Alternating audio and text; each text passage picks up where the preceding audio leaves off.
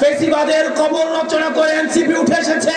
আমি শুধু বলবো, সিলেট থেকে যারা এনসিপির প্রতিনিধিত্ব করছে, অর্পিতা আপা, আমাদের এহতেশাম ভাই, জুনায়েদ ভাই, আপনারা তাদের হাতকে শক্তিশালী করেন, এনসিপি কে সিলেটে শক্তিশালী করেন।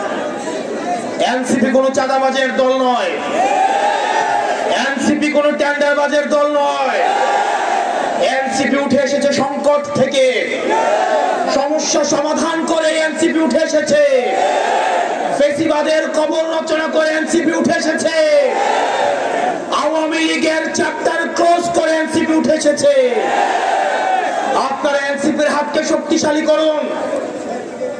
আমরা আপনাদেরকে প্রতিশ্রুতি দিচ্ছি, পরবর্তী বাংলাদেশে জনগণের বাংলাদেশ করার জন্য এতদিন পর্যন্ত আমাদের দেশটা হয়েছে ধনিক শ্রেণীর, আমাদের দেশটা হয়েছে বসুন্ধরার, আমাদের দেশটা হয়েছে প্রশাসনের, আমাদের দেশটা হয়েছে আর্মিদের, আমাদের দেশটা জনগণের হয়ে ওঠে নাই। আমরা আপনাদেরকে প্রতিশ্রুতি দিচ্ছি, এনসিপির নেতৃত্বে ক্ষমতা জনতার হাতেই আমরা ফিরিয়ে দিব। প্রিয় সিলেটবাসী, আপনারা সবাই ঐক্যবদ্ধ থাকবেন। আমাদের সংকট শেষ হয়ে এখনো যায়নি, আমাদের সামনে লড়াই রয়েছে। ইতিমধ্যে আওয়ামী লীগের একটা পক্ষ, যারা আওয়ামী লীগ করেছে, আওয়ামী লীগের সুবিধা নিয়ে লেখক হয়েছে, আওয়ামী লীগের সুবিধা নিয়ে যারা অ্যাক্টিভিজম করেছে, আওয়ামী লীগের সুবিধা নিয়ে যারা মিডিয়া খুলেছে, তাদের প্রতি আমাদের সজাগ দৃষ্টি রাখতে হবে। আওয়ামী লীগ আবার বিভিন্ন রূপে, বিভিন্ন ভাবে আমাদের সমাজে তারা আর ফিরতে পারবে না, কিন্তু বিশৃঙ্খলা করার চেষ্টা করবে। তাদেরকে আমাদের ঐক্যবদ্ধ ভাবে প্রতিরোধ করতে হবে।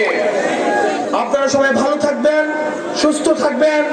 এই মুহূর্তে বাংলাদেশে কোনো কিছুর প্রয়োজন আছে, বিচার আর সংস্কারের প্রয়োজন আছে, বিচার আর সংস্কারের প্রয়োজন আছে।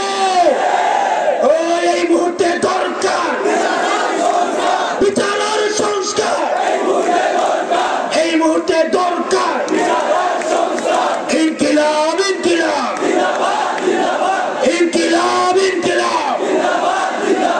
নতুন করে আবার দেখতে পাচ্ছি আমাদের মুজিববাদের পাহারাদার দাঁড়িয়ে যাচ্ছে।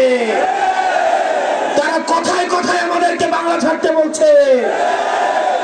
আমরা বলবো, চাঁদাবাজার দখলদার বাংলা নয়, তোর বাপ দাদা। ওই